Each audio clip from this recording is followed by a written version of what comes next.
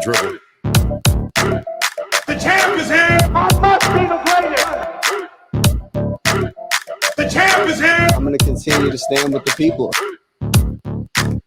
The champ is here. I will not lose. I'm a bad man.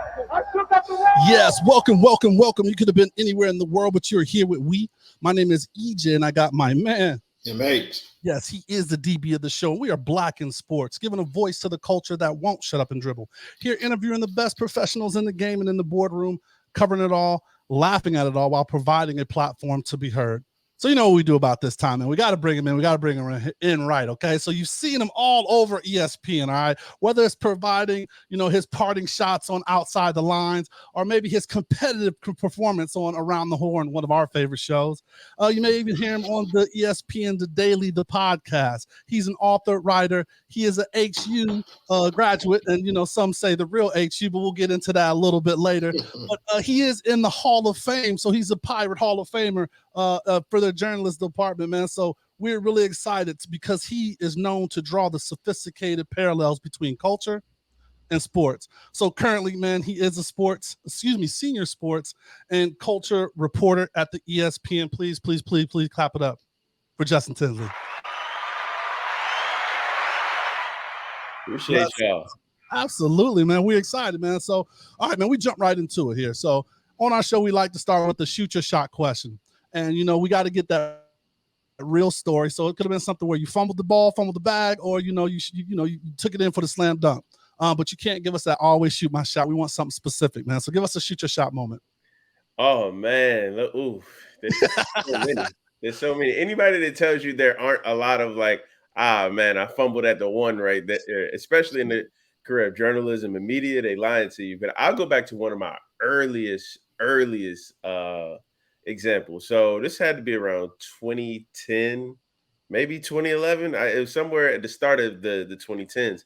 And it was right when I first started getting paid to freelance. It wasn't a lot of money, but at that point in time, you get your first check and writing, you're like, man, I'm never going back to doing this for free, even if it's $25, which it was not a lot of money.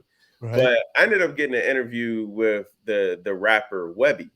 And if you know anything about Webby, the dude, the dude is a walking quotable. I mean, you don't even really have to ask questions. You just give him a topic. Like, I'm just looking at something like neck pillow for getting on the airplane.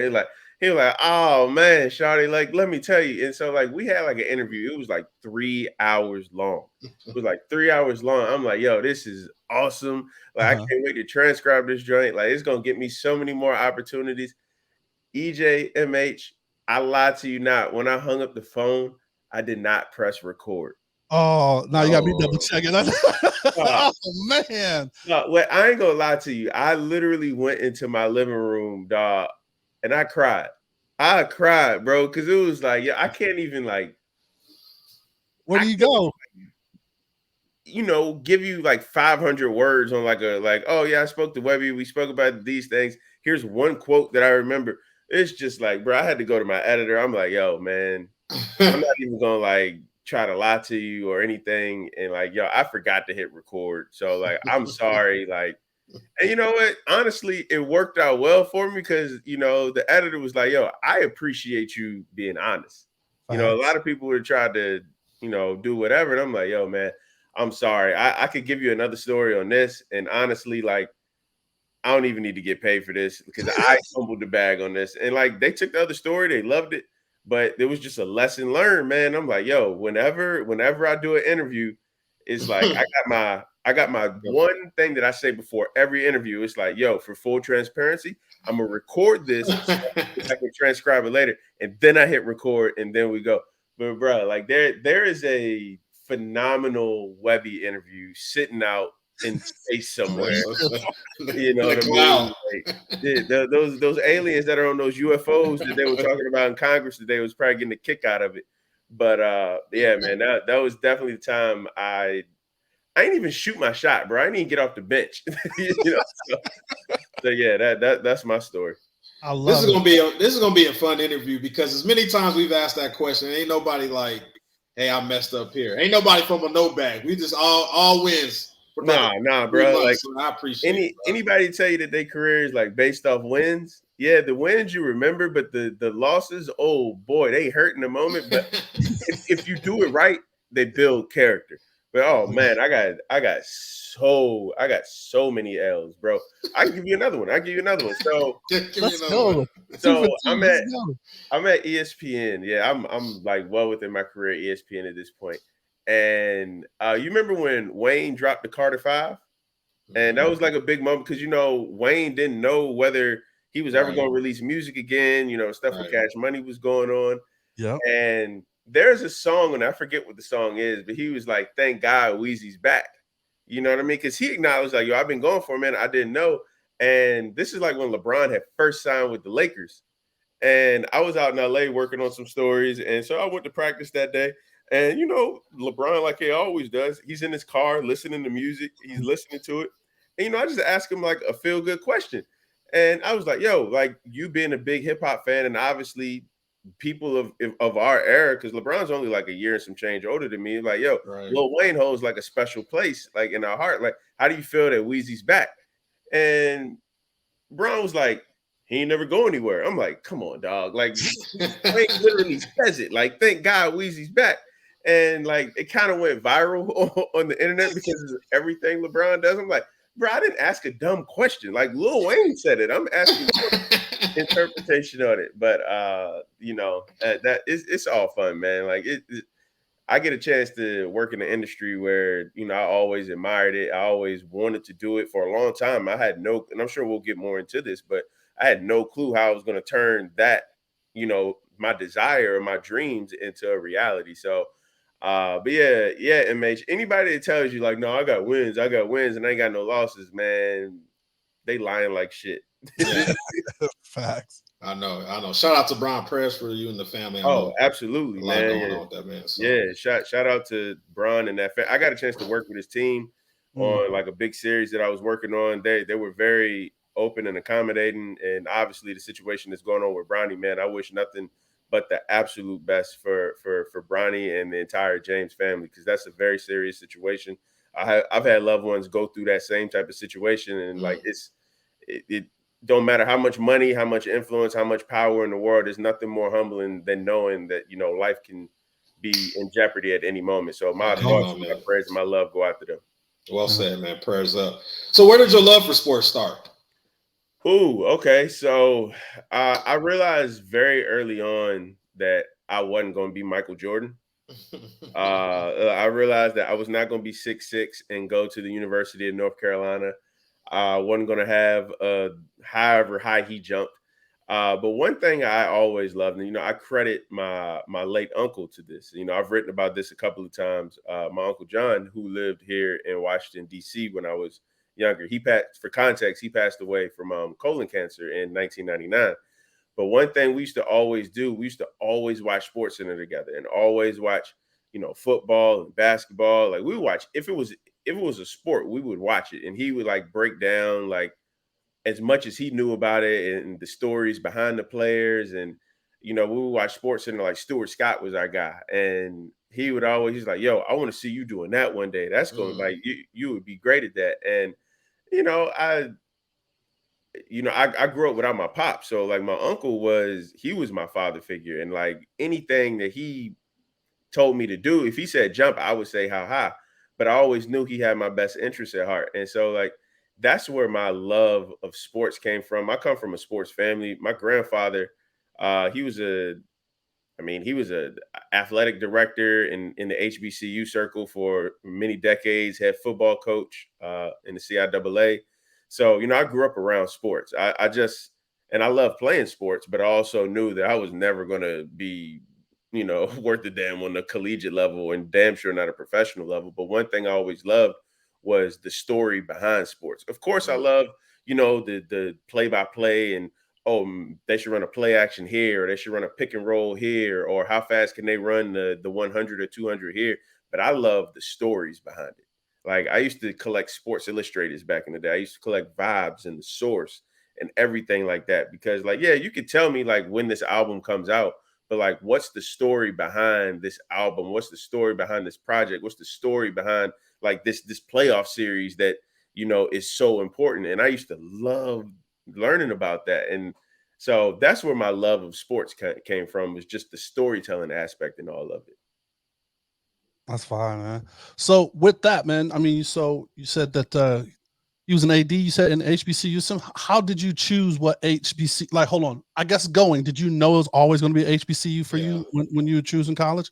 Yeah, I kind of, I grew up around HBCU. So just to give you some examples, you know, my mother, she's a third generation graduate of South Carolina State University. And my grandfather went there as well, but he also worked, like I said, in the HBCU circle in terms of just collegiate athletics, from athletic director to he coached football, he coached tennis, he coached a lot of different things. And my aunt Cynthia, she went to Livingstone. I had a cousin Kim, she went to A&T. And so like, but my aunt Cheryl, she went to Hampton. And I grew up, I literally grew up like 5 minutes away from Virginia State University. And so I used to go to those games all the time. I didn't go to my big first, I guess you could say, Power 5 type of college football game until maybe after college. You know, I was well into my adulthood. Like my idea of like the college experience was the HBCU experience, just because that's what I grew up around, and a lot of my family went there. So how I got to Hampton was my aunt Cheryl, she graduated from there in the early 80s.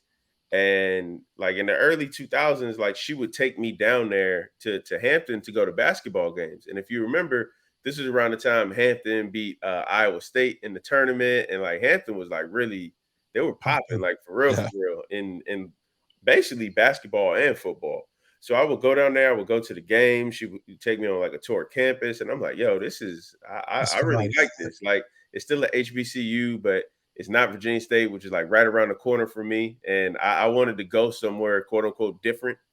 And that's what led me to Hampton, man. I applied to like 2 schools. I applied to Hampton and I applied to the University of Miami just to see if I could get in. And then my mom saw like the price tag on it. She was like, "Nah, we're going to Hampton." And I'm like, "I bet we're going to Hampton, man." And I'm like, "That's cool." I ain't, I wanted to go to the U just so I could do that type of, you know what I mean? Absolutely. But, and it was Miami, but no, Hampton turned out to be, the best decision of my life, and I love it with all my heart. And I try to give back as much as I can right now, and I want to do a lot more. So I grew up around HBCU culture. Like I'll be honest with you, I know I'm going long on this, but I didn't really know there was a difference between HBCU culture and predominantly white institution culture, because all I knew was HBCU.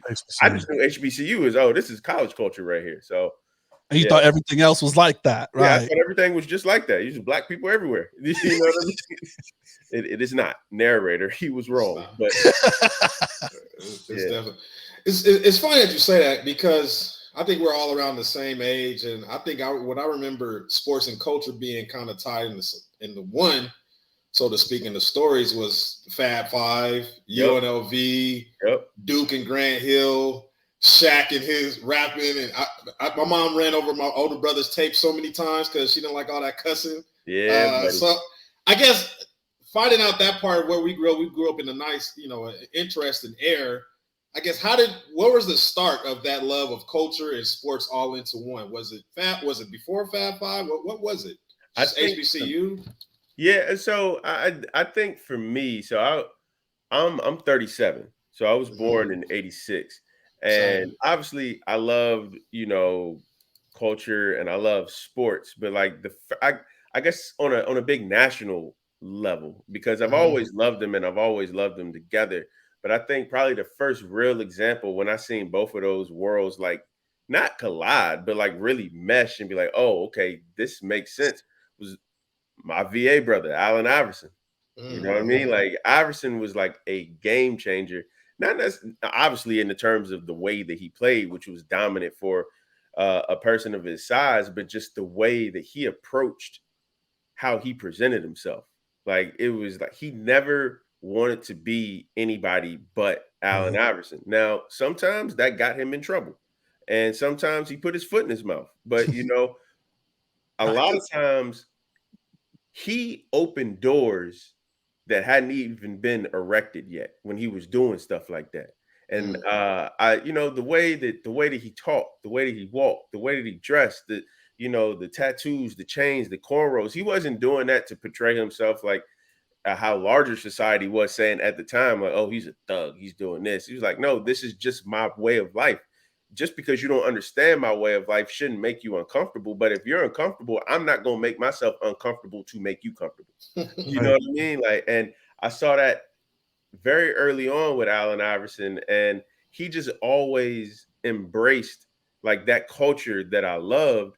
And the fact that he was from Virginia, I was from Virginia, that was great too. So I had to say Iverson was probably, because when the Fab Five were doing that thing, I definitely knew who the Fab Five were, but I don't think I was old enough to appreciate like what they were doing in real time. Obviously, I give them their respect, and UNLV, of course. And I mean, Shaq is Shaq. Like, that dude's been in my life every year that I can remember since 1991 or something like that. But I would have to say AI was probably like that first real example that I remember and I gravitated to and I embraced, and I haven't let go since. All right, so I gotta ask you this, man, and I wouldn't be real if I didn't ask, right? Yeah. So we've had debates on this show many times about Allen Iverson, and I'm a James Harden supporter. Okay. So, given your expertise in the field, Allen Iverson or James Harden, do their careers compare, or is not a comparison? I see why you bring that up. I think peak James Harden he's an offensive weapon that we've never seen before. But if I have to go, put it this way, if I have to trust somebody who I know is going to go out there and like bust their ass, and he may go 8 for 29. I ain't going to lie to you. AI may go 8 for 29, but who I would rather have on my team is Allen Iverson. I got you. Yeah. Way to sneak that one. I had to sneak it in. No, look. Hey, Justin, that's been a rolling of our last couple episodes in our live show, and like he threw it out on our live show, and the reaction was, but he is right. There is you did it properly. You have to pause and give it concern. But yes, I'm with you too. I'm on a hill by myself. I'm gonna die on this hill. Look, there was that era where James was in Houston, and I was like, man, this dude is like really unstoppable. And it's just, I done seen James. I done seen not even nut up. I done seen James like completely put out an APB. Where is he? Like, where is he? Yes. And it's just like, for as talented as an offensive player as he is, and obviously he's the top 75 player of all time. He'll go to the Hall of Fame. We know all that. But it's like in those moments when his teams needed him the most, that dude was like Homer Simpson into the bushes, like, oh, no. Like, no. And it's just like, again, so I give him credit for what he is. But if I gotta go into battle, man, I'm taking AI every day to end it. Why? Well, Chuck, let's go. All right. So speaking of like cultural influences and things that we remember, right? You know, we got a chance to, for those that went around, had a semblance of the flu game. And we got a little bit of an intel that you had a somewhat of a flu game, and we didn't get context of the flu game. So we know MJ's flu game, man. Would you like to share your flu game experience and kind of maybe give us a little more about that? Oh man, inside source. Oh man, I can't believe. Oh man, y'all really did y'all intel on this. Oh man, okay. So you remember the commercials back in the 90s, Michael Jordan and Gatorade, like Mike, if I could be like Mike. I was that kid who took the lyrics literally. You know how some people are like, oh, hip hop is destroying our youth. They're living what they're rapping. No, I live what Be Like Mike said. You know what I mean? I'm eating Gatorade. I'm drinking Gatorade, eating Wheaties for breakfast, and like food. My stomach feels like 5 o'clock rush hour traffic, and I don't know what's going on.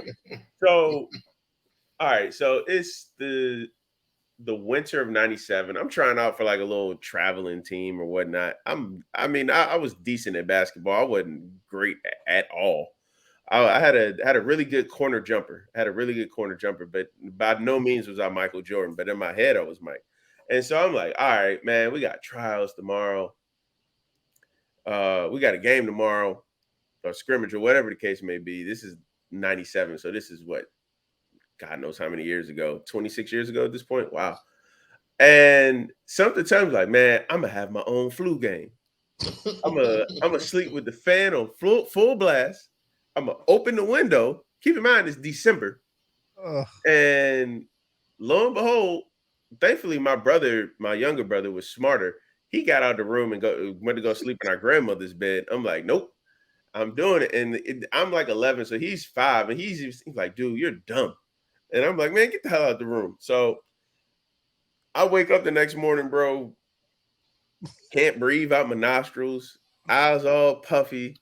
My mom was like, what the hell is wrong with you? How did you get sick? And Anthony, my brother, like, why aren't you sick? He's like, I left the room.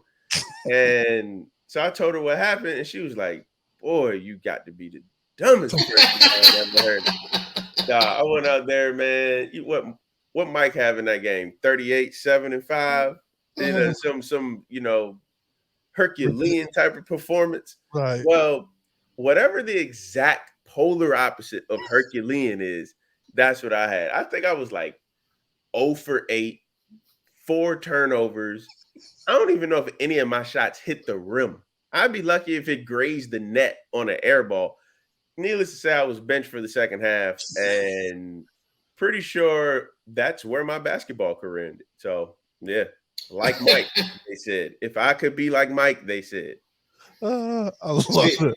See, if you would have known it was a food poisoning thing that we found out in The Last Dance, we would have been cool. We would have been all cool.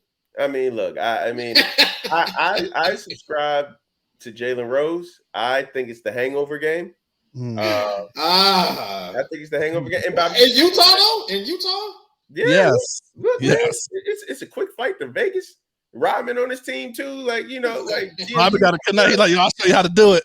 Look, here's what I got to say. And by me saying this is not like me attacking Michael Jordan or trying to belittle his legacy. No, as a grown man now who, at some point over the course of my life, I've had to deal with those morning headaches after a wild night with friends. Sure. And to get up and go play a basketball game in altitude, a finals game on the road tied 2-2. And we all know how important series are when a series is tied 2-2 and you got to go on the road, and then you go on the road and give them 38 points, 7 rebounds, 5 assists, including the 3-pointer that basically iced the game. That is, that may be the greatest performance in sports history. And if he was actually hungover. And in my mind, he was hungover. And that's just even more respect to Mike for that. Because he was in June. All right, man. Well, want to jump into the career, man. We got a lot to cover in there, man. And, we may throw some other kind of jumping back into your background. But since you said the series score, I kind of want to jump to this and then we'll kind of rewind, right? So You have a theory, the 2-1-1 theory. Okay. Yeah. So since you brought it was 2-2, whatever, I just said, let me jump to that right now. Where did this theory come up with? Is this something that you had to take down? Did you do a thesis on? Is this your doctoral thesis that you worked on at Georgetown? Where did this come up from? And then are people adopting it other than Cameron? Or no, was it Mace that was trying to steal your? Yeah, come on, Mace. Like, come on. Like, I'm such a big fan of It Is What It Is. And I'm like, come on, man. I just need y'all. Just invite me on the show. We'll let bygones. Need credit, right? Get a little credit. You know what I mean? We'll let bygones be bygones. But no, how the 2-1-1 theory came to be, one of my best friends in life, his name is Kenny Masenda. Excuse me, Dr. Kenny Masenda, because he's got his doctorate, and I always respect people who earn that title. So my boy Kenny, who lives down in Texas, man, and we're sports junkies. We talk about sports. We talk about not just the X's and O's, but a lot of the same conversations that we having right now in this very show we would have. And so we were talking about what postseason was it? Was it like 2013, 2014? And we're just talking and we're just going back and forth. It's like, man, you ever realize that, like, yeah, LeBron ain't gonna win all 4 games. This got to be like 2 from LeBron. Like, at this point, I guess LeBron was still in the Heat. Like 2 from LeBron, like D-Wade to give you 1. And I guess it really don't count with the big 3, but it would always happen. Like LeBron would have 2 crazy games. D-Wade would have that 1 crazy game. And then out of nowhere, like Mike Miller would lose his shoe and go crazy in game 5. It was like, let's watch other series to see if it goes like this. Now, is it foolproof? No. But we saw in a lot of examples, it was like, yo, man, we might be onto something here. And we just started jokingly calling it to ourselves like the 2-1-1 theory. And it changed how we watch postseason basketball from there on out. It was like, dog, like it never fails. Like you'll watch a series and then like out of nowhere, you're watching the Celtics or something like that. Like, yeah, Jason Tatum will go crazy, Jaylen Brown will go crazy, but it's that one game where like Robert Williams would have like 17 rebounds and 6 blocks. Why is Marcus Smart hooping? Yeah, or Marcus Smart. Where did this come from? So once I started on Around the Horn, and I'm like, you know what? I'm gonna just mention it on TV to see if it sticks. And all credit to Tony Reale, like he loves stuff like that.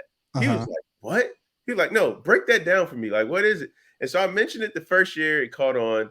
I mentioned it my second year, it caught on more. But this year, it really seemed to like, people like hitting me on Twitter with like spreadsheets breaking down each. It's like, yo, we're going like, you were right for this series. It didn't work out for this series, but it worked out for the other two.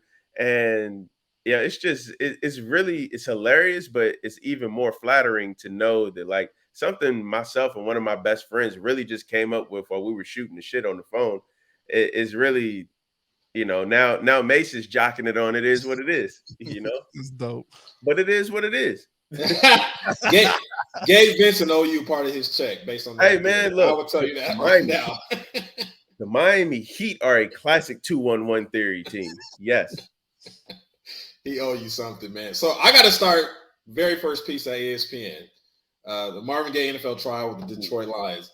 This educated me. I wrote the story. I had no idea about this. How did that process start into that story? And tell us a little bit about our listeners. So that's crazy.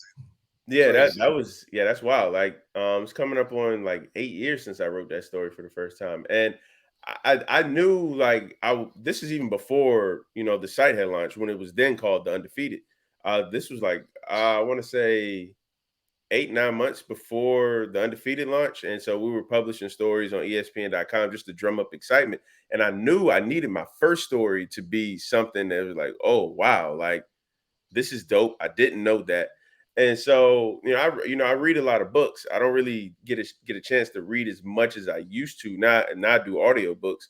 But, at that point, I had just finished reading Marvin Gaye's biography written by David Ritz called Divided Soul, which if you haven't read that, I highly, highly, highly suggest you read that.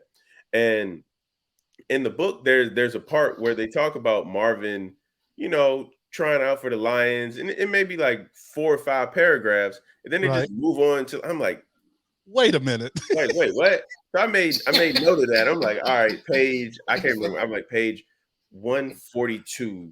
Right. First 3 paragraphs, or something like that. So let me look that up. And I looked it up online, and it wasn't really a lot written. And so, like me, I'm a research nut. I kind of use it as like a scavenger hunt. It's like, all right, so I got the idea. Where am I going with that?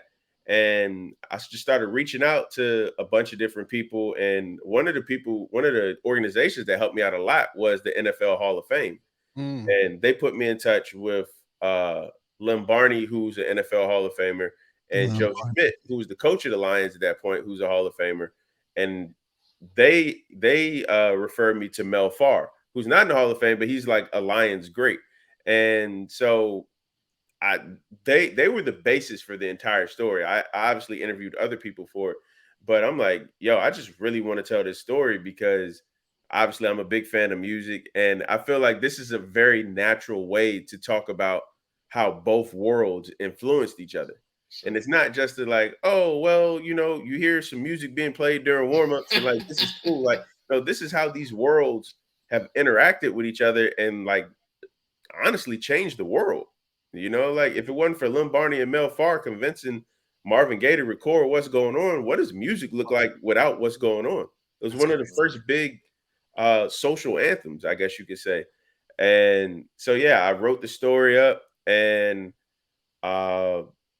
I ended up it ended up getting edited by like he has since passed away, but he's like one of the all-time great ESPN editors, Jay Aspringer. Really great guy, and you could just tell he was a guy that had a lot of life experiences, and even he was like, "Is this your first story?"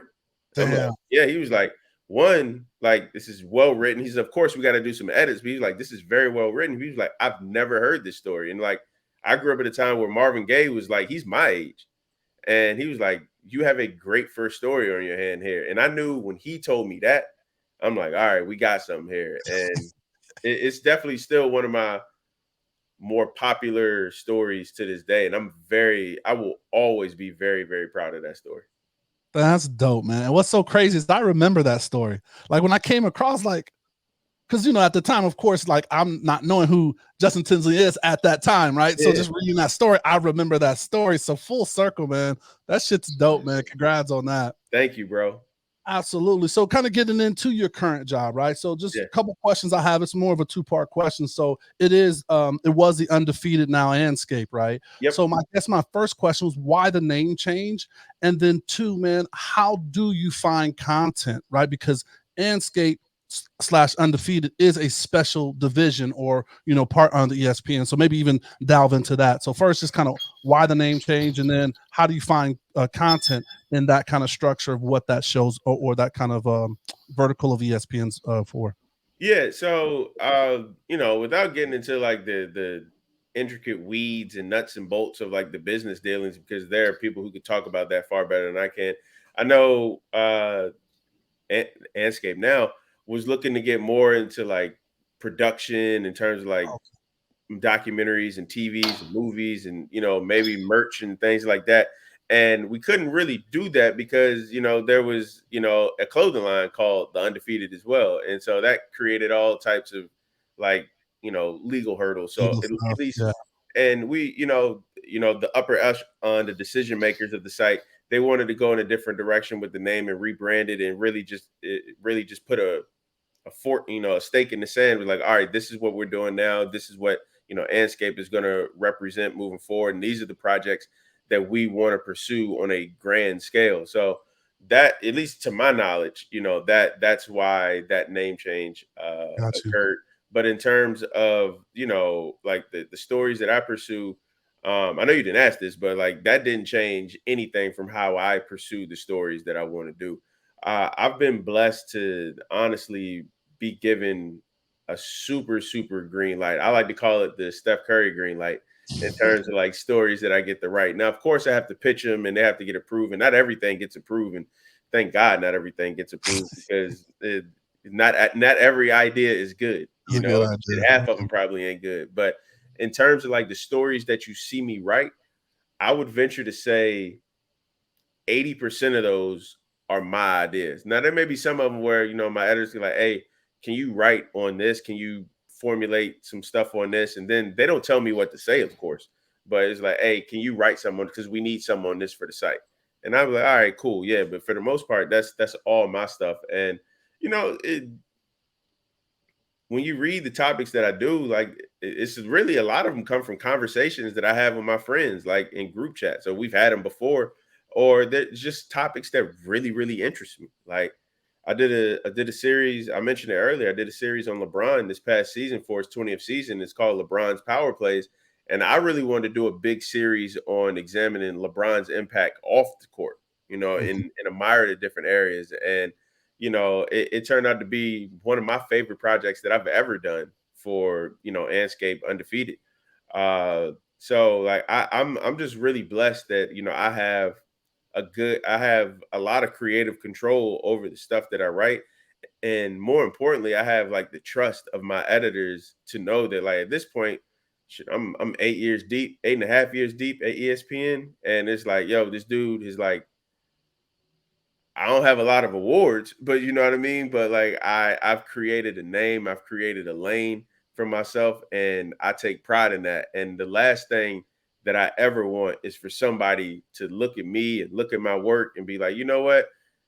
This dude is mailing it in right now. Like he not really taking it seriously no more. So, as the Pusha T album title goes, as the Marlo from The Wire says, look, my name is my name. And anything with my name on it, I'm gonna try to. I'm gonna give it my all. I'm not gonna try to give it my all. I am gonna give it my all. So this whole sports and culture and black culture stuff, man, like that's who I am. So it's not anything I gotta try to do. You say your name is your name, and you are a brand right now in and of itself. But talk to me a little bit about like the start of the process, because I do wonder like how much of what you came up in the beginning of the process that somebody may take credit for. We always hear about in the music industry that, hey, something was designed for somebody else. I know we know about in the sports industry where, hey, this person was doing this or he called this play, but this person gets credit for whatever it is. Does that happen in your lane, or has that happened to you without throwing anybody under the bus or anything? Not that I can remember, but I give credit where it's due. I give credit to the people who helped me along the way. One of the big people that I got to give credit for, he's my colleague at Andscape right now, is John Gotti. And he used to run the website, The Smoking Section, which was a big time blog back in the day. And I never forget when I first started writing for them in like the summer of 2009, and they brought me on as a writer. I was like, yo, this is my Rolling Stone. You know what I mean? This is my Village Voice. You know what I mean? And I remember one of the first conversations I had with Gotti, and I was like, yo, what do you want me to write about? And he was like, what? He was like, I want you to write about whatever the hell you want to write about. Just make sure that shit is dope. Those were his exact words to me. He was like, bro, you can write about sports, you can write about music. Like, if it's something that you're really passionate about and we're not doing it here right now, like, put your foot in it. And he said, because all it takes is like 5 or 6 posts to really let readers know, like, okay, we go in this direction now. And he taught me to be fearless. He taught me to like, yo, he was like, I don't know where you come up with these wild ass stories. He said, but they entertaining, they great, they're well written, and they're very engaging with the audience. So keep going. And honestly, it's just like one of those, it's like repetition. You do it once, you do it twice turns into 4 turns into 8, 16, 32, so on and so forth. And so by the time I got to ESPN a couple of years later, they asked me what did I wanted to do, what did I want to do. I was like, yo, I want to be, at least in terms of ESPN, I want to be the premier voice of the intersection between Black culture and sports. When I say Black culture, I don't just mean one thing. I mean, just like this life of ours. And yes, sometimes it will deal with music and sometimes it'll deal with other things, but it was like, we don't really understand what you mean by that. I was like, just give me an opportunity. Let me write some stories. And to go back to that Marvin Gaye story, like when I wrote that, I got emails from a bunch of editors at ESPN, like, yo, that's fire. Like, yeah. That's a great story for us to have. And I'm like, I got 1 billion of these things. let me cook. And thankfully they've let me cook.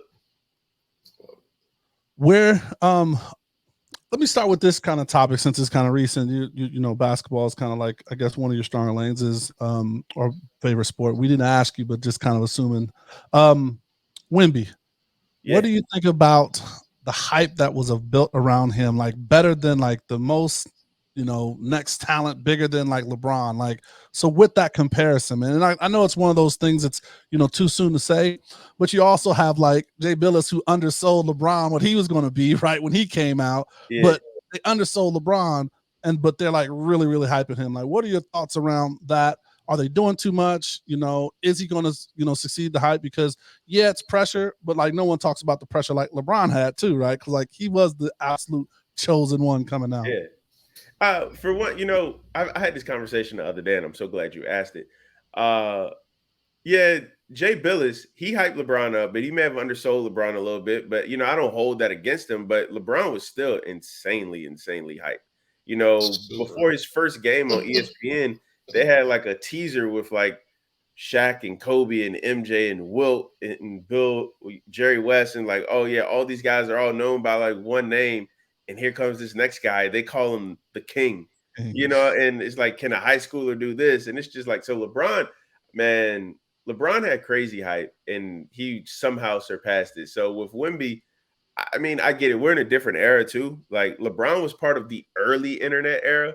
Now Wemby is part of like this monster that we could have never imagined the internet will become in 2003. So the hype that Wemby is getting and the fact that he's 7'4", 7'5", and can do the things that he does on a basketball court, it was only natural that people were going to fawn over this and then just, over exaggerate everything. But I'm thankful that he is in San Antonio because I think that's the best place for him for obvious reasons. And I hope he does live up to the hype. I really, really do. I think it would be great for the game of basketball. I think it would be great for sports in general. I hope he has a phenomenal rookie season that leads into the Olympics next year. And that's just going to create even more hype around that. So, like, for me, I wish nothing but the best for Wemby. And I hope he continues to fine-tune and hone his game, which I know he will with Pop. But I'll say this too: if he does live up to the hype, and I don't even know, honestly, I don't even know what live up to the hype means. Right. Like Tim Duncan led the Spurs to the playoffs his first year, and they increased their win total by like 30 games. Like, if Wemby doesn't do that, is he going to be considered a bust? I don't think that's fair. But like, I will say this, bro: if he somehow lives up to the hype, and the contracts that we're seeing players get, he is going to be the first $500 million contract. It's coming. Yeah. But based on the NBA, he might be that anyway. Just based on I mean, Jaylen Brown he out about $1 billion right now. It's funny that you say that because I feel like hype is like since LeBron, everybody's hyped. Like yeah. You know what I mean? Like Banchero was hyped, Kyrie was hyped. It's just like they already talk about the dude that's in high school now, Cooper Flag.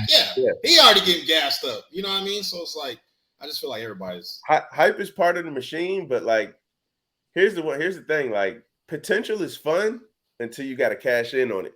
I'm telling you, and then potential becomes like pressure, a blanket that you can't get from under. Like Zion was the most hyped prospect since LeBron. Unfortunately, he hadn't been able to get his career out of the starting gates, I guess you could say, and that's for admirative reasons.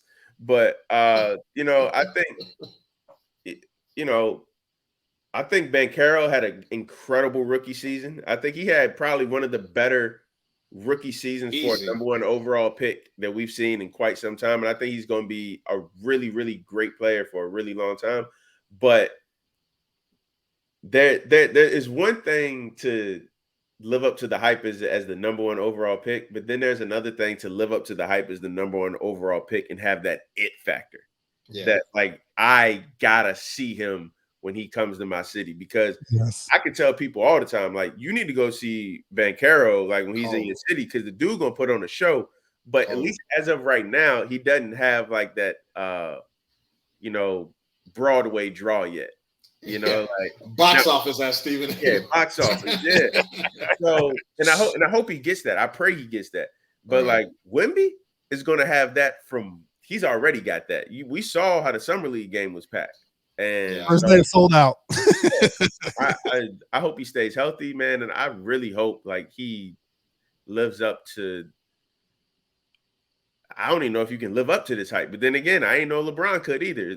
Maybe it's like a once in a 20-year thing that people do. Right. So, and if that's the case, we do for it now. There it is. The stories you write. Yeah. Your best friends, your folks, how do they describe what you do? How would they describe it? Damn, that's a really good question. Like, a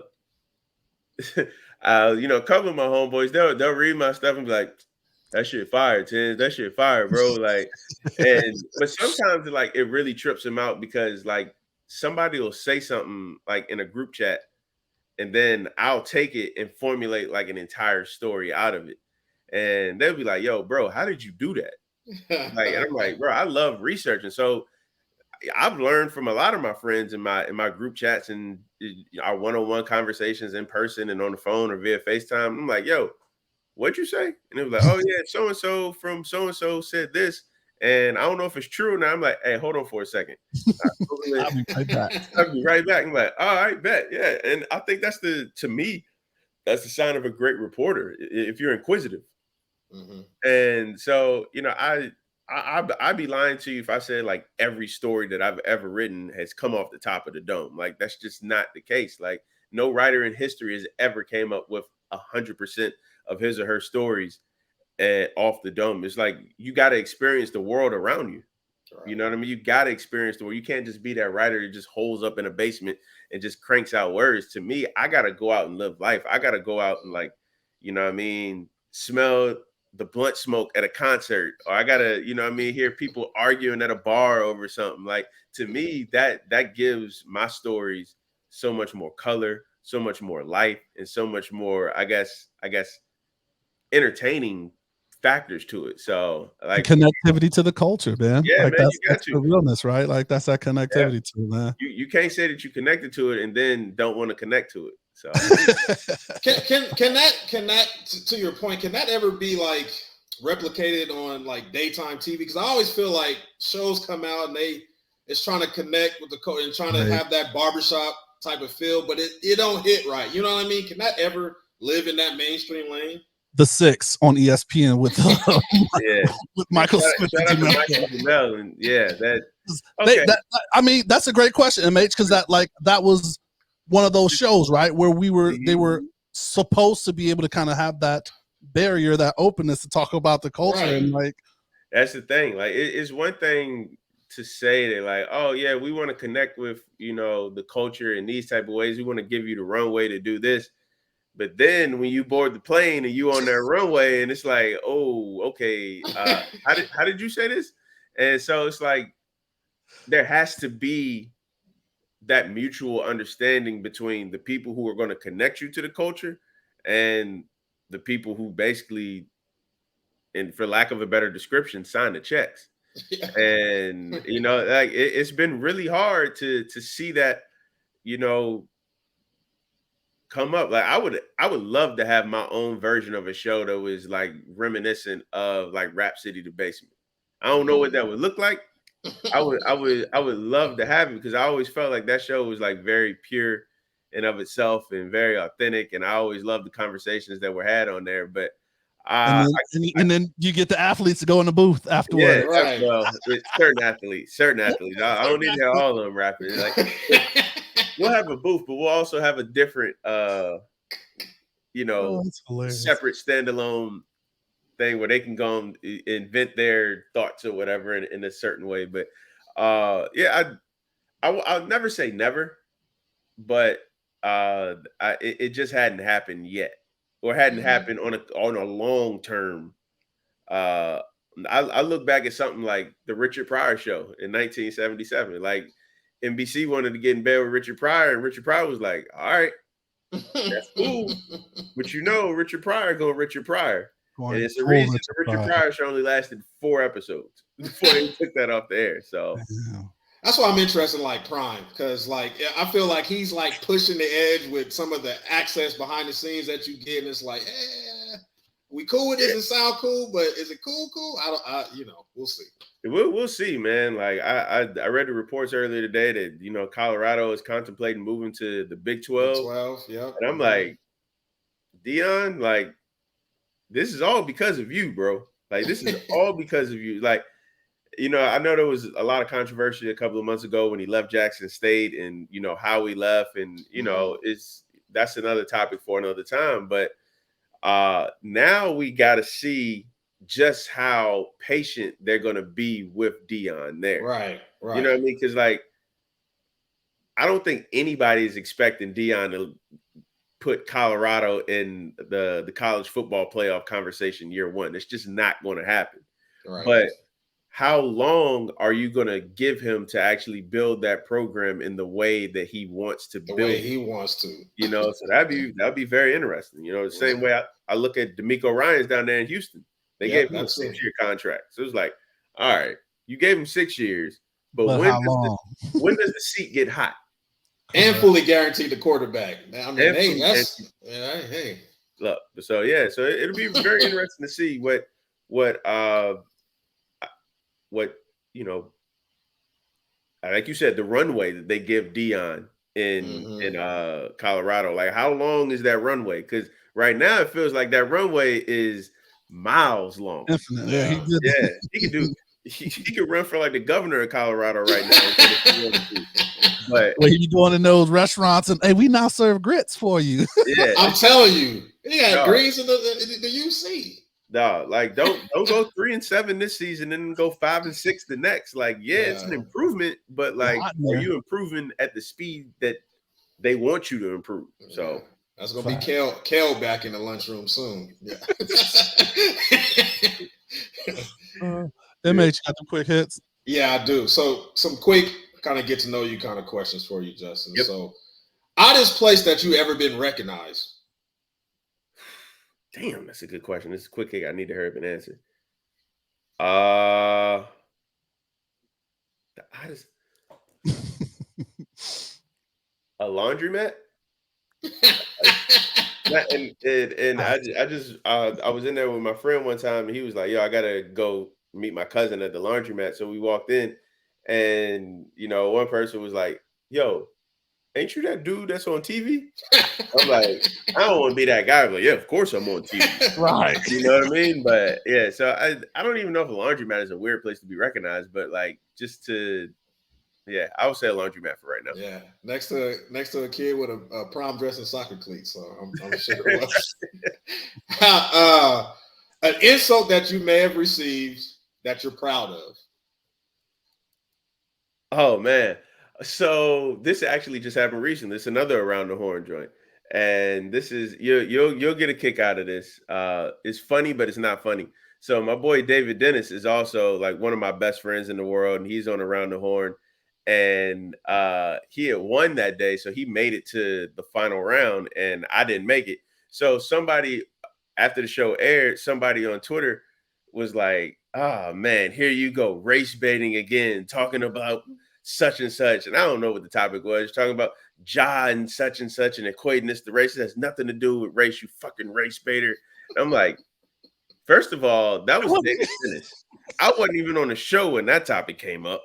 And like the dude blocked me, didn't respond. And I'm like, oh yeah, two light-skinned brothers. We all look alike, huh? All look alike. Yo, that's perfect. Yeah, I was like,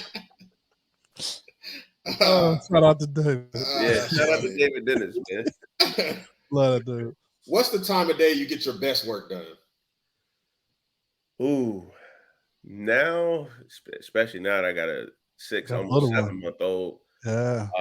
I noticed that early in the morning when he goes back down for like an early morning nap, that 7 to 8:30 window, because like sometimes I'll just be working on my phone, so I would say 7 to 8:30, because after that he's up, he turned up, and I couldn't get no work done if I wanted to.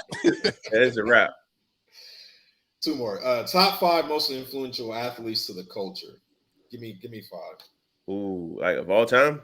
All time. Damn, that's tough. And I already know I'm gonna leave people out. Wow. Of course, I say Iverson. I say Ken Griffey Jr. Jordan.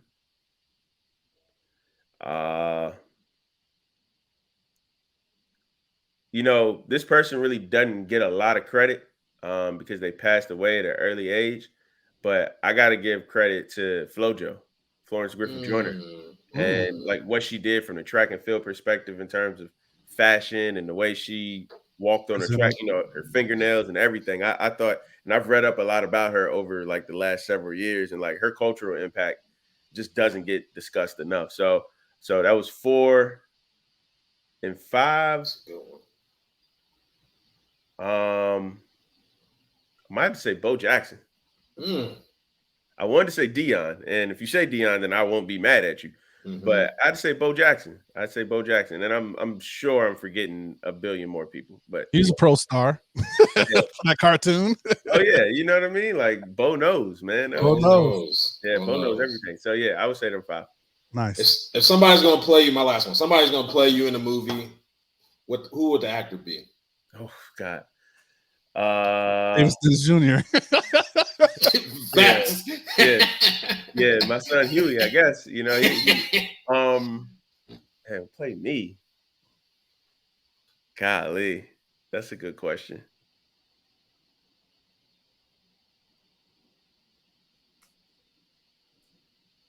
I always joke like, yeah, Michael B. Jordan would play me, but no, he wouldn't play me. Yo, it's my man, and that because we don't really look alike, but I've always enjoyed everything he was ever in, just because I enjoy his personality. Uh, I'll say this, but then I'll pick somebody else. The dude that played Chris on Everybody Hates Chris, he plays in I think that dude is like was it James Tyler Williams or something like that? But anyways, like that dude, I'm a big fan of him. But I'm just go with my son. When he get a little bit older, he can play me. Yes, sir. Biggie's son played him in the movie, so it's cool. Yes, and I sir. think that's the great transition, man, to jump into this winner's circle, man. So the winner's circle, man, we really want to highlight and talk about this amazing book that you dropped and produced, man. And I actually, am an avid book person, but have heavily relied on the audiobook. So I'm so glad that you have an audiobook version of it. Hey, life is life, bro. I get it. So was really excited to kind of get through it, before we knew we were going to have you on the show. So that's definitely awesome. And CJ played him in the movie. Yep. And you talk about how CJ was really one of the people that you kind of connected with as you went on this journey for the book. So could you kind of tell us, like, man, what made you want to write Biggie's story, although it's been told in, some cinematic ways and some biographies that are limited and from different perspectives, but what made you kind of take this journey, man? And congratulations starting off, I guess. Yeah, congrats. Thank you. Thank y'all fellas, for real. So it was by happenstance, bro. Like it was September, October, fall 2019. I was clearing out my email and I ended up getting there was a subject line that says Biggie Small's book interest, like ? And I'm like, I haven't heard of a new Biggie book coming out. So I happened to open the email and it was from an editor from Abrams Books. And they're a publisher based out of New York City. Okay. And it was like, yo, we read a bunch of your work. You come highly recommended. Would you be interested in being commissioned to write a book on Biggie Smalls ahead of what would have been his 50th birthday in May 2022? And I'd always wanted to write a book, but I had no clue what I wanted to write a book on. And so I was like, all right, well, this kind of takes away the work. They're presenting me with the book. And I knew it was odd because everything I knew about the book publishing industry was just like, I come to you, EJ. I come to you, MH, with an idea. And here's my proposal. And then you decide if you want to put money behind it. And then I write the book and we'll go from there. Right. So that in and of itself, that the publisher came to me was odd. Well, not odd, but it was different. And so we signed the contract in like January 2020. I got my first advance from it. That was the biggest check that I've ever seen at one point in time in my life. I'm like, this is great. I need to pay for this. I need to pay for that. And then it's like, shit, I really got to write this book now because I done spent this and I can't get the money back. And if you're following along with the timeline, it was 2020, and I'm thinking I'm going to get to New York. I'm going to get to Atlanta, where he had ties, LA, where he had ties. And, of course, that's where his life ended. Chicago, X, Y, and Z. I had to cancel all of those trips because, the pandemic and the quarantine happened. And that book was entirely researched, interviewed, reported, and written within isolation. I didn't get a chance to interview anybody in person for that book, not a single person. And I knew that, like, if I'm going to write this book, and I was tripping about it at first, but, shout out to my wife. I was like, yo, what do I tell people about Biggie Smalls that they don't already know? Because, his story is he's a folk hero at this point, right? Like him and Tupac, they're both folk heroes. And she was like, yo, just do it the way that you always do. Like give people like the historical perspective. And so when you read the book, it's just as much a biography about his life as it is with like where the world was at different points in his life. So he's like this young kid thinking about selling drugs in the mid 80s. Okay, well, what type of legislation is being passed in DC? And like, what type of, police reform or lack thereof isn't happening in LA that's really starting conversations around the country. And it's just, I thought that made the book different from any other thing that had been written about him. Because we don't really associate Biggie with that socially conscious effort in his music the way that we associate that with like Tupac. When in reality, I hope the book really painted Biggie in like this humanistic, introspective, and it's just like, wow, like a lot of these things he did really were just in response to the things that he had or the things that he didn't have in his life. And there's a lot of reasons for that. And I think you, like you said, setting the tones for all of that, right? Like you were able to navigate a little deeper in all of those relationships, like even like talking about his mother and, you know, where his mother came from and the values and what she was attempting to push for her. And even like the love loss that she had, right? With the people that she was seeing and things like that, or, you know, going, so yeah. And then setting, like you said, the laws or the things that are going on in culture around that time that help affect, right? That's the things that are going on. So I think that was a definite perspective. Now, did you know when you started that Tupac was going to be as big or as intertwined? Because like different people do different kind of ways they intertwine their lives, but like you really took like time. I mean, even think you delved into like a period where we were talking about Tupac, right? Yeah. And then kind of, you know, mirroring it back to how their times, you know, were adjacent. Yeah, it's, you know, I mean, look, we've been around long enough. We know their stories well enough. It's like, dog, you can't talk about Biggie without talking about Pac, and you can't talk about Pac without talking about Biggie. Like they are intertwined for the rest of eternity, for the next however many lifetimes they are. I knew when I started the book, I didn't want to make this a book about Biggie and Tupac, but I knew that Tupac was going to be a hefty portion of the book.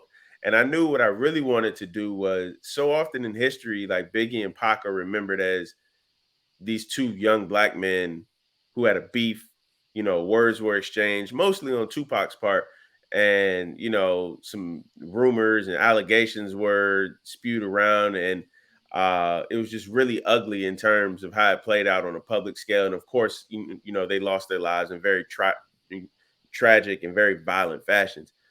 Like the world knows that, and yes, that is part of the story, but I wanted to paint the picture of their friendship just as much as any of that. So when you read the book, there's a really significant portion on how their friendship began, how it evolved, and why it mattered so much, not just the Biggie, but the Tupac as well. And so when you see Tupac lash out the way that he does after certain events in his life, he's just not doing it because like, oh, he's like this crazy Gemini who just flies off of the rails any chance he gets. Like Tupac was hurt from what he perceived was a slight by Biggie when it really wasn't that. And it's just it's a timeless example of just how miscommunication can ruin everything. And it's just like, yo, if they could have gotten the same room, just them two, and be like, hey, Pac, what's your beef? What do you think I did to you? Here's my response. I'm sorry for whatever I did to hurt you. And Pac would just be like, you know what? I was tripping doing this. You know what I mean? I don't take back anything I said because, you know, Pac was just hard-headed like that. But like, let's just agree to just like squash this and move on. And it's just like, if they could have got that hour alone together to just smoke blunts and drink Hennessy and do whatever it is that they wanted to do, like, it's no telling how different the cultural landscape could look right now. But it's just always going to be one of those painful what ifs. So I really wanted to paint their friendship and why that mattered at the time in their lives when they were friends and why that was so important. Because, you know, black male friendship, it doesn't always get black male friendship and black male brotherhood and all that. It doesn't really get showcased the way that black beef and black, you know, violence and black falling outs do. You know what I mean? So that was important to me. That's a great point. MH brings that up all the time. So true.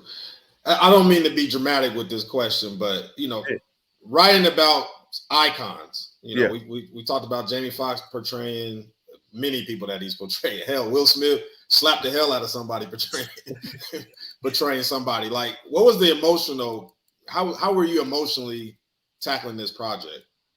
Yeah, it's tough because, you know, I remember exactly where I was when I found out Pac died. I remember exactly where I was when I found out Biggie died. And I never in a million years would have imagined that I would be writing about them to the extent that I am now. Right.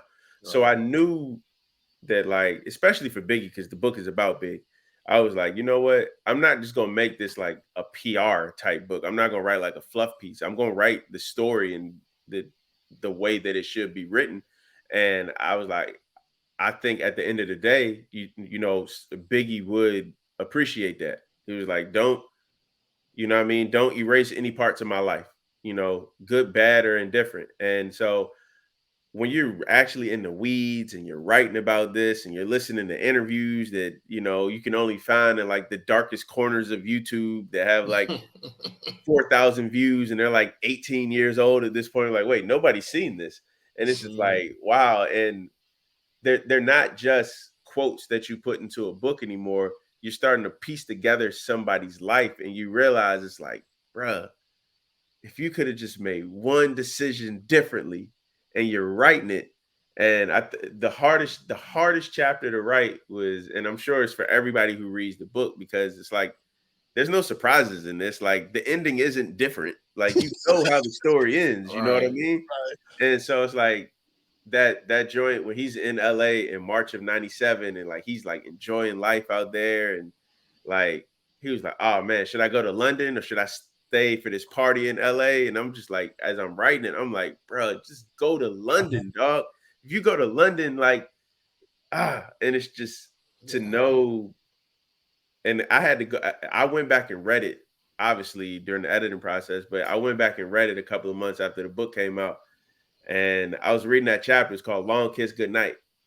Obviously, it was based off one of his songs, but it was just based off the last couple of hours of his life. And like, I'm like, damn, man, like it's very haunting to go back and read, because to know that I painted that picture, and this is something that I've lived with my entire life, but to know that like I basically put myself in Los Angeles in March 1997, and I'm with Biggie at that vibe party where they're playing Hypnotized 25. Everybody's hype, everybody's loved. And I'm in the Peterson when the fire marshal says, all right, we got to shut this down. There's too many people. Now I'm with Big as he's like on his cane waiting for, you know, his ride to come. And I'm with Big getting in the car. And I'm just like, dog, there's nothing. I think the hardest part was, there's nothing I can do to save this dude, because that's not the story. And, as a journalist, you're taught to write the story. And so that's a great question, man. But like, it's a very haunting read. I don't know when I'll go back and reread the book, but I hope if you haven't read it, you should read it. You know what I mean? But yeah, that's a great question though, man. Oh, that's it's funny because I always, and I'm not calling Biggie Jesus at all, but I'm always like, the folks that wrote the Bible, like, telling that story, like, I wonder how they was like really handling it. You know what I mean? Like, yeah, no, seriously. Yeah. Like it's real. Like I wonder, like, Alex Haley working on Malcolm X's biography, autobiography. It's just like, bro, like, especially writing that chapter in 1965. It's just like, come on, dog. And like, it's just to be there and to write something that the whole world knows how it ends. Yeah. But you have to give the intimate look into how it ended. Like, I don't think I realized how much of an emotional toll that was going to take, because at the same time, too, MH, I was working on my 30 for 30 podcast, the Nipsey Hussle joint. So I'm dealing with like death with Big, and then I'm dealing with death with Nipsey and trying to tell both of those stories. I ain't gonna lie, I had to talk to my therapist quite often. I mean, I still do, but I had to talk to him. I'm like, yo, this is taking a lot out of me, man. Like, for real. And it's bringing you back, man. Cause like I cried, like when you start going back to how his mom was and no one could tell his mom. I mean, like I said, y'all know it, but you still need to go read the book. Still go read the book. Read the book. So the algorithm picks it up. Yeah, but sure. No, man. And then like, even like when you're talking about how they're like going down Harlem and just remembering like that parade stuff, like after I listened to the audiobook, man, I went back to YouTube just to play those clips of the funeral after listening to your book, man. Yeah. So like, no, like you said, painting that pitch and like your words you use and like, telling that, you can't just say, oh, he got shot. You have to kind of like take the whole thing up to have the calls he had and getting to the, like all of that, man. So no, man, great stuff, man. Great stuff. So appreciate you, bro. Try to take it to a little bit of a lighter side, man.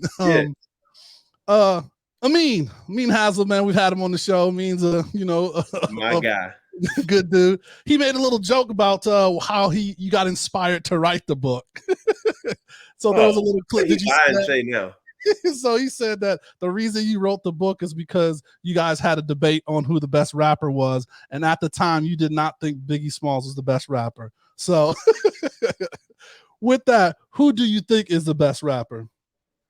First of all, Amin, I hope you hear this part. Amin is full of shit. All right. That's my guy. I love Amino Hassan to death. Love him. Well, what this was we had a podcast way, way back in the day. It was Amin and my guy, Big Waz. Obviously they're both New York guys, so they were on Biggie.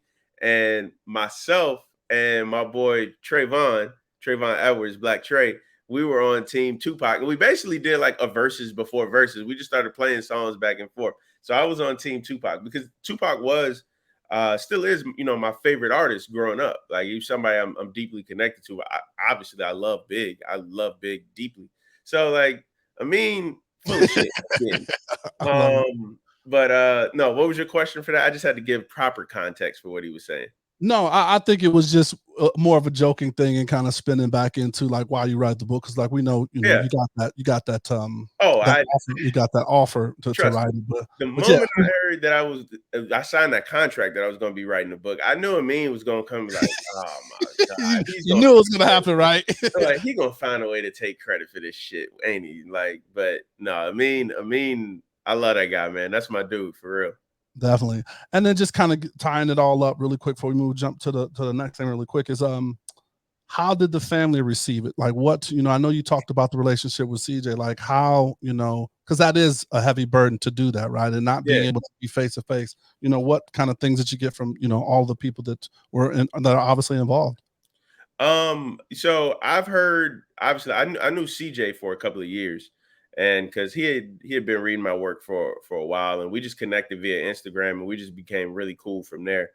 And he was one of the first people I interviewed for the book. So, and I told him off the rip, I'm like, hey, look, this is not some like shake job that I'm trying to just do for a check. And I'm trying to find like the worst stories that I can about your dad to be sensational. Like, no, man, I got too much respect for, you. His music, his art, and your family. Of course, I'm gonna tell the story exactly how it should be told, but I'm not that type of person, because I remember reading in Valletta Wallace's memoir that she did back in 2005. She was supposed to be working on a book with the journalist, shortly after her son died, but apparently like the journalist took the money and just never did the book, and so that kind of like soured her for a long time on her relationship with journalists. So I can only imagine how me reaching out was like, hey, I'm a journalist. I want to work on a book on your son. And she don't know me from a can of paint. That could be triggering in some ways. One is triggering because of your past experience with the journalist. And two, it's triggering because I want to write about your son. And obviously your son is no longer here. Right. So CJ, he was like, bro, I get it. I completely understand. I wrote up a letter to give to, the estate. And he made sure that the letter got to the estate. I never heard anything back, which I completely understand and I respect, but I respect this too. They never stopped me from doing anything. Like everybody knew that I was working on that book. And, some people was like, yo, out of the respect to Miss Wallace, if she's not talking for it, I don't want to talk, but I can refer you to some people who will probably talk to you for it. So they didn't block me by any means. And, CJ and I have only gotten closer since then. So, I got a ton of respect for the Wallace family for sure. And that's dope what he says about like you introducing him to parts of his dad that he didn't get a chance to. That's fucking deep and big. Yeah, man. That shit is super deep, man. He's a deep dude, man. But he's just like his dad though, man. Like that like real cool, calm, laid back demeanor. Like he's definitely got his dad's chill vibe for sure. There it is. All right, man. I want to jump into one last thing, man, that's kind of important to you, man. And it's, I definitely want to share it on my end. So Alzheimer's, man, it's something that like, a lot of people don't talk about it. My dad had a form of dementia that, kind of went into Alzheimer's before he passed, man. And it's just, it's one of the silent creepers that kind of really robs the last years of people's lives and things like that, man. So I just want to give you that kind of platform to talk about like, what's going on in your world and just bring awareness to it. Yeah, so recently I had somebody in my life that, that means a lot to me.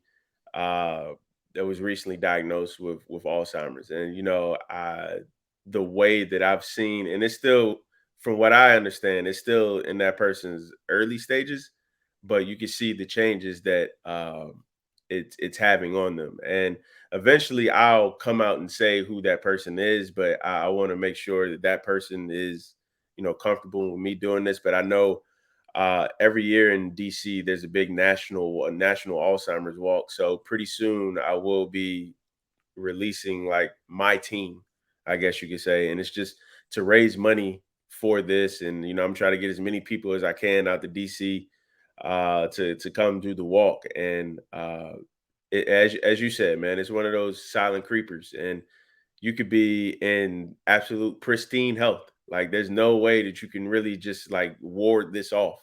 At least that to my knowledge. And I've done like a lot of research on it since over the last several months to a year. And you know, when you first get that diagnosis, you're like you kind of like lost in yourself. It's like, damn, like them? Why them? And it's just like, how's this gonna change our relationship? Like what is our relationship gonna look like? What's the life expectancy for this? I don't know. So I just been going through like a lot of thoughts over the course of the last year or so. And I want to be able to bring as much light and awareness to it as I can, because that's something that a lot of people go through, and maybe not personally as they're dealing with it right now, but they know somebody who has dealt with it or is dealing with it, because it's one of the more prevalent diseases out there. And I just want to bring as much awareness to it as I can, because it's not a day that goes by, it's not an hour that goes by, a minute or a second that goes by where I don't think about that person and what I can be doing to try to make their life a little bit easier. And I think in one way I can make that person's life a little bit easier is trying to bring awareness to it even more on my platforms, and when I'm in front of a microphone, because hopefully if it doesn't save my family member or my family members, uh hopefully it does for somebody else in the future, because nobody deserves to watch a loved one, uh like you said, spend the last however many years of their life trying to remember who they are. You know what I mean? So we all live a good life. We all go through the experiences that we have, that we can hopefully take those memories from the experiences with us for the rest of our life. And to know that there's something out there that can kind of rob you from those memories and those experiences, it's not just a heavy burden on the person that's going through it, it's the family, the friends, and the loved ones that have Absolutely. to watch that shit happen. That really, it takes a toll on them as well. Absolutely. Man, I mean, I think that's the first time I've heard with the disease that they forget who. I've never had this experience, and And I hope anybody you never personally do. that I know, and I hope I never do.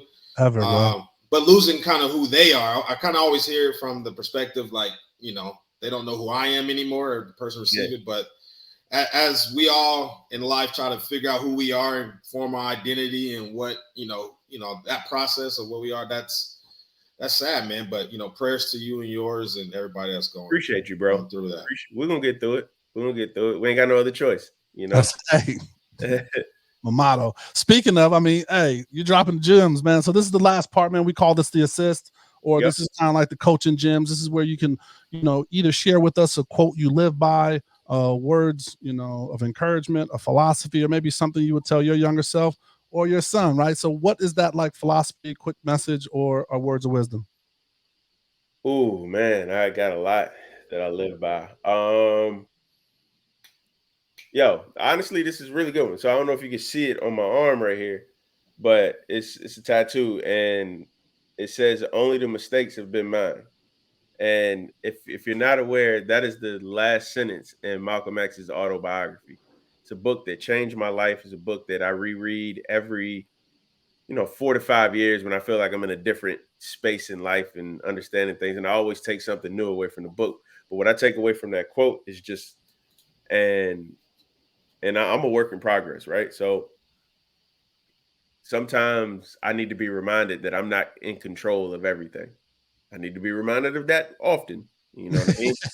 And I think it's really powerful because it's just like I can survive a mistake if I'm doing something like with the best of intentions in my life. Like if I'm out here trying to like snake somebody, if I'm out here trying to do somebody dirty and I make a mistake, then that's something totally different. But if I feel like I'm living life the right way, if I'm treating people the right way, and I still make a mistake, I can live with that. And so when I see a quote like "only the mistakes have been mine," I tell my son all the time. He's almost 7 months. So I don't know if he really understands what I'm saying, but I'm gonna keep saying it to him. Like, yo, you're human. You're gonna make a mistake. Learn from it. Learn how to be better from it, and understand that, yo, you're allowed to make mistakes.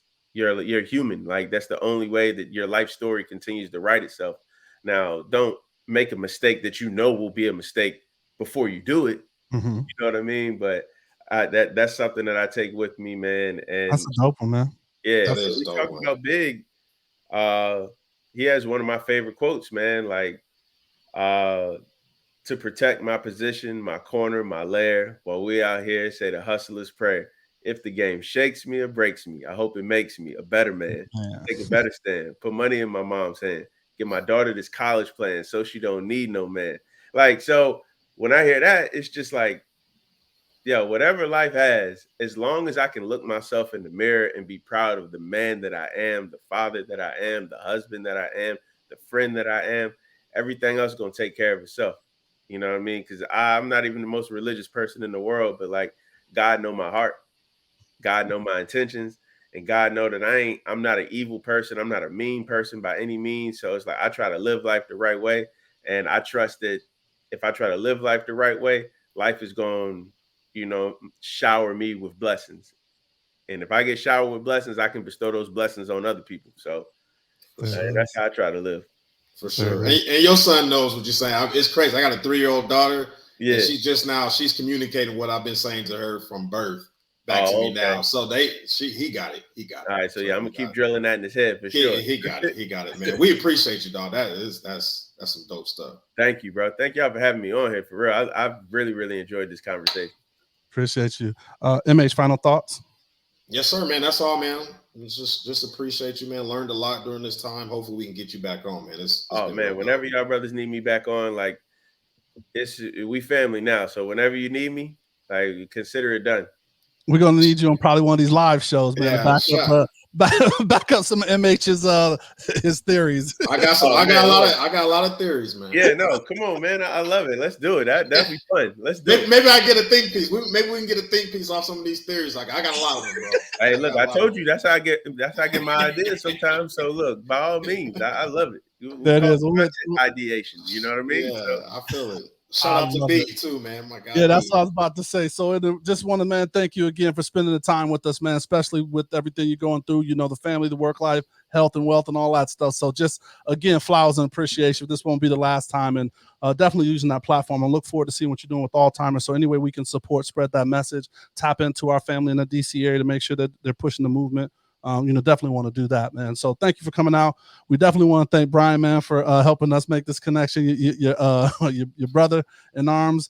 And then just want to thank you, the listeners, for listening, man. I hope you enjoyed the show. We drop new shows every Thursday. So please subscribe to the YouTube channel where you can see this, right? Because seeing is believing, and visual representation matters. If you see it, you can be it. And please know you can listen to us anywhere you listen to podcasts. And remember, like we always say, man, please be safe. Practice gratitude, and know we're rooting for you. Screaming, all us blacks got is sports and entertainment until we even.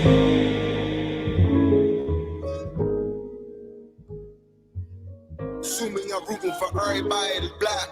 Yeah. Yeah. Assuming I'm rooting for everybody that's black. Yo, look.